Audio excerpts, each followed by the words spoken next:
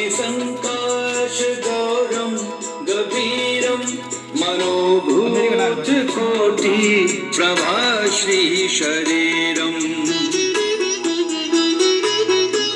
स्फुरन्मौलिकल्लोलिनी चारुगङ्गा लसद्भालबालेन्दुकण्ठे भुजङ्गा चलत्कुण्डलं भ्रूसुनेत्रं विशालं प्रसन्नाननं नीलकण्ठं दयालं मृगाधीशचर्माम्बरं मुण्डमालं प्रियं शङ्करं सर्वनाथं भजामि।